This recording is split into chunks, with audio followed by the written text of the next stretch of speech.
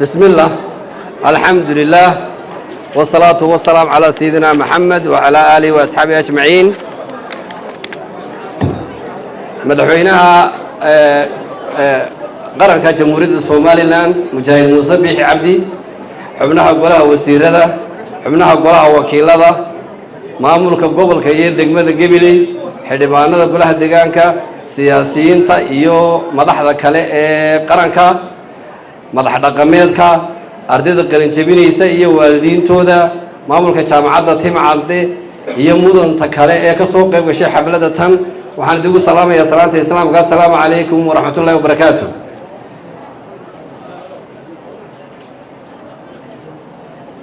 waxaan jecelahay inaan laba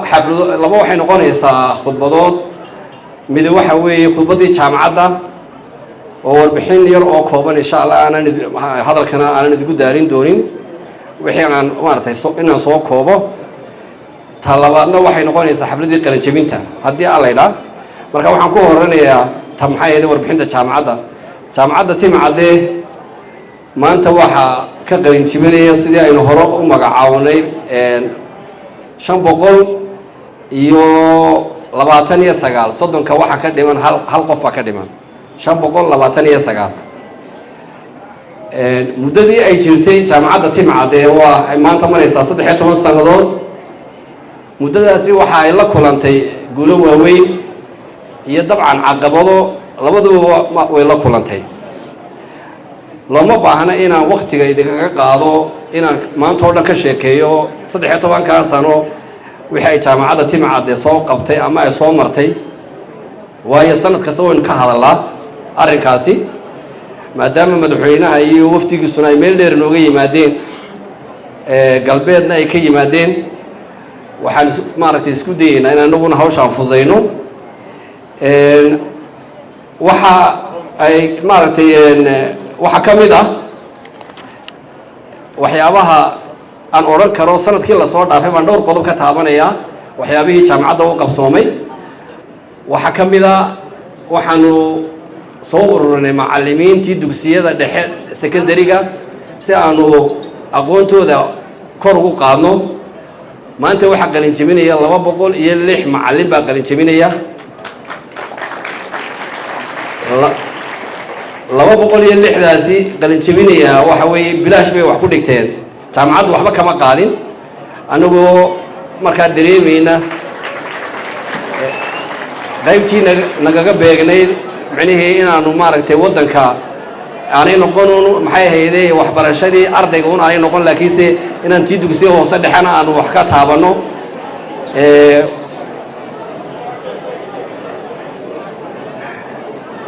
sanadka la soo dhaafay waxa kaloo iyadana loo qabsoomay in aanu ku guulaysanay inaan samayno skill lab caafimaadka ah way jaamacadda Timcadde ay leedahay kaasoo agabkiisii iyo qalabkiisii aan u dhamaystirnay waxa kaloo iyadana loo qabsoomay sanadkeena soo dhaafnay arday aan scholarship u dirnay qaar Taiwan tagay iyo qaar Uganda tagay waliba ardayda Uganda tagtay maamulka dawladda hoose Gabiley laba arday bay bixiyeen hal ardayna jaamacadda Timcadde saddexda arday ayaa waxaan u aragnay waa ardaydii caafimaadka ka baxday sanadkii hore marka baahida cusbitaalka Gabiley taala inaan bixiyay aan helno inaan ku fargareyno taasi waxay qasab noqotay in aynu arday maxay ahayd takhasus leh oo inagu aynu macnaheedu aynu soo tababarnay inaynu ku bedelno laba nin oo ajaanib ah imika meesha jooga marka de ajaanib oo waliga ku tirsanaan meeyne waxaan isleeyahay saddexda waa inaad dirtaan saddexda waa la diray waxaan iska kaashaday maamulka jaamacadda iyo maamulka golaha deegaanka Gabiley arday dhowr ah oo Taiwan tagtay way jirtaa waxa kale oo qabsoomay sanadkii la soo dhaafay dhismaha hadda qabyada ah oo aanu jecelayn inuu dhamaado xafladda tan aanu ku qabano laakiin nasiib daro inta qiimihii loogu talagalay inta laga 50% la yiri dhibaatooyin baa jiray sanadka konton sii qaata ayaa sanadkii kalena oo ahaa sanadkii dhaweytana oo haddana waa laga reebay kontonkii hore marka qoladii qandaraaska ay siisay anagu gacanta kuma haynay guddiga qandaraasyada ayaa bixiyay marka ninkii qandaraasla wuxuu yiraahdaa lacagtii hore ka siga dhamaatay marka dhismahaasina kolleyto imkana lafteeda xafladda tan waalidiintii oo meesha inoo qaadi weyday halkaasay fadhiyaan life bay naga daawanayaan marka kolley dhammaystirkiisa nawo insha allah wuu inoo qabsoomi doonaa waxaanu diyaarinay sanadkii la soo dhaafay mashruuc kor u qaadista wax soo saarka dalka ah kaasoo aanu hadda ka hor 6 jaamacadood oo qaranku leeyahay oo ay ka mid tahay Timcadde Camuud ka mid tahay Hargeysa ka mid tahay Burca ka mid tahay Laascaanood ka mid tahay 6 jaamacadood ayaa mashruuca wada diyaariyay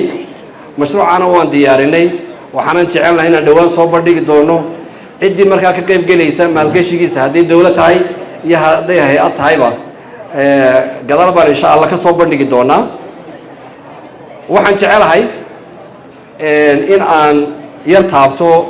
baahiyaha malaha markii horeba aan hadalka afka ku dhuftay baahida jaamacaddu way fara badan tahay qarankoo dhan ayay baahiyihiisu badan yihiin jaamacaduha qarankuna way ka sii xag jiraan marka hadda baahida aan isleeyahay ta koowaad weeyi waa dhismahaasoo hanti badan nagaga baxday oo qaranku geliyey dowladda Soomaaliland baa bixisay lacagtaas waa in dhismahaasi la dhammaystiro haddii kale halkaasuu ku baabaaya dhismahaasi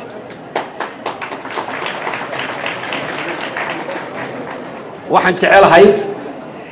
inaan waxoogaa ka taabto qorshaha sanadka soo socda oo badi u badan muxuu ahaa mashruucaasi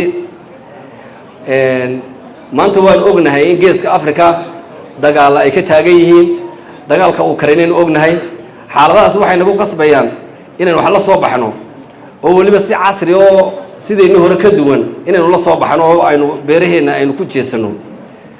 waxa kale oo iyadana aynu u baahanahay maartay jaamacaduhu inay qayb ka qaataan ama ay keenaan cilmi baadhis ku saabsan sidii maartay wax soo saarka dalka si casri ah loo casriyeyn lahaa si wax soo saarka dalku uu inoo kordho waayo dadkii way beerayaan ciiduna ciidii maaha macdantii way ka tagtay si kastoo loo beero wax ka soo baxayo badan ma jirayaan marka waxaynu u baahanahay aqoontii hore ee ay maartay traditionalka ahayd ka duwan taana jaamacaduhu waa inay la yimaadaan iyo dawladda iskaashanaysaa mashruucaasi kordhinta wax soo saarka ee aan soo bandhigi doono ayaan kulley anagu sanadka soo socda aan isleenahay priority number 1 ka dhiga wax soo saarka dalka ardaydana shaqo abuur bay noqonaysaa oo mashruucaasi waxaan noo qorshaysan in maxay ay ka helaan shaqo arday ilaa 200 ah waxa kale oo jecelahay inaan iyadana ku darno inaan kulleyto anagu kulley hay'adaha dawladda inaan la shaqeyno jaamacaddan waa jaamacad ay qaranku wada leeyahay marka ma aha wax private oo ciidan macnaheedu ay wax gaar ah ka doonayso ama lacag jeebada ku ridanayso ama si gaar ah baahiyaha qaranka oo dhan waa in jaamacaduhu ka qayb qaataan maxaa ka mid ah waxa weeye waa horumarinta bulshada kolba xaaladii taagan waxa dhacaya roob daa'aya roobkii daa'ay waxa dhacaya in cayayaan iyo mashaakilaad iyo cudurro ku dhacdaan xanuun maxay beeriyo oo dhan ay ku dhacaan jaamacadaha loo baahan yahay inay research la yimaadaan cilmi baadhis waxaan ogahay dawladda hadda madaxweyne Muuse Biixi uu hogaaminayo in gudiga tacliinta sare qayb dhan oo research oo maaliyad loogu talagalay inay jirto waxaan rajaynaynaa mustaqbalka inaynu maaragtay inaynu xal u heli doono dhibaatooyinka inaynu hortaagan wax soo saarka waxaan jecelahay in aan maxay ahayd dardaaran ardayda aan siiyo ardayda waxaan oran lahaa waddankeenu waa waddan curdina dhibaatooyin badanna waa loo soo maray ilaa haddana way taagan yihiin anigu waxaan ardayda kulley ku dadaari lahaa inay isku kalsoonaadaan ayna ku talagalaan inay aqoonta ay soo barteen inaanay dawladuuna wax ka sugine inay shaqo abuur iyagu laftoodu inay xirfada la yimaadaan oo shaqo abuur la yimaadaan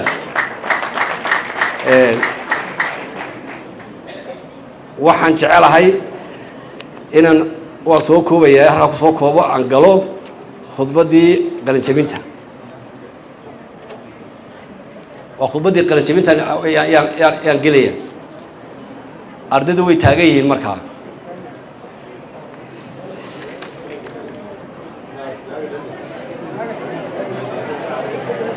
ardaydu way taagan yihiin khudbadda qalin jabinta way taagan yihiin ardaydu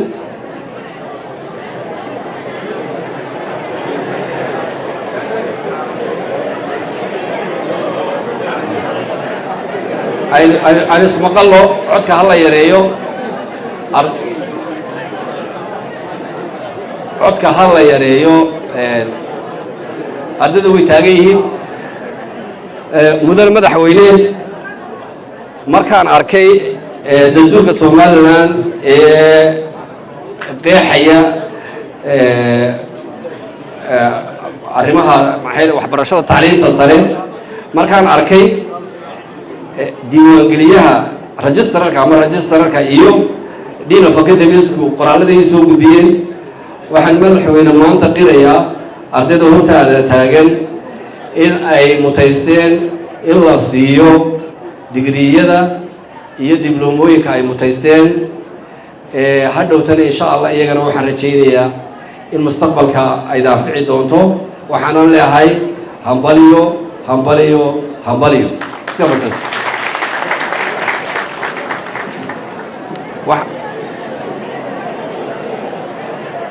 waxaan ku soo gabagabeynayaa hadalkayga mahadnaq waxaan halkan u mahadnaqayaa dowladda Somaliland gaar ahaan guddiga tacliinta sare oo aan hoos tagno iyo wasaaradda waxbarashadaba taakulaynta ay jaamacadaha qaranka wixii kulba karankooga ay sameeyaan mahadda koowaad iyaga iska leh marka la eego jaamacadda Timcadde mahadda labaad waxaan jecelahay inaan u jeediyo dadkii ku soo tabcay ilaa laga soo bilaabo markii ay jaamacadda la hirgeliyay ilaa maanta iyo